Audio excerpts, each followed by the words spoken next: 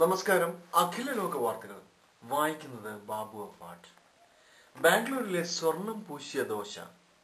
ദോശ ഒരു സാധാരണ തെന്നിന്ത്യൻ ഭക്ഷണമാണ്. ദോശയെ വേണമെങ്കിൽ ഇംഗ്ലീഷിൽ പാൻ കേക്ക് എന്ന് വിളിക്കാം. സാധാരണ ഒരു നെയ് റോസ്റ്റ് അല്ലെങ്കിൽ മസാല ദോശയ്ക്ക് ഇന്ത്യയിൽ, പ്രത്യേകിച്ച് കേരളത്തിലും മറ്റ് തെന്നിന്ത്യൻ സംസ്ഥാനങ്ങളിലും 15 രൂപ മുതൽ 100 രൂപ വരെയാണ് വില.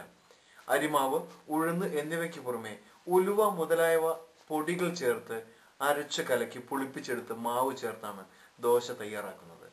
എന്നാൽ ബാംഗ്ലൂരിലെ രാജ്ഭോഗ് റെസ്റ്റോറന്റ് ഒരു പുതുപുത്തൻ മസാല ദോശയുമായി രംഗത്തെത്തിയിരിക്കുന്നു. ഈ മസാല ദോശ തങ്കത്താള് ചേർത്ത് പ്രത്യേകം ഫലപ്രദമാക്കിയിരിക്കുന്നു എന്ന് റെസ്റ്റോറന്റ് മാനേജ്മെന്റ് അവകാശപ്പെടുന്നു.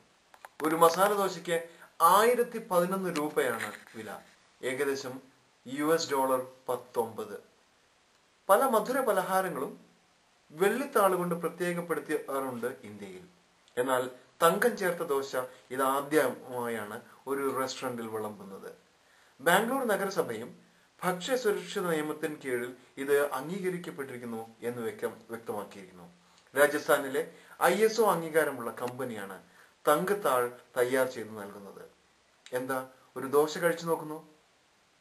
വീണ്ടും കാണാം അഖില ലോക വാർത്തകളിൽ.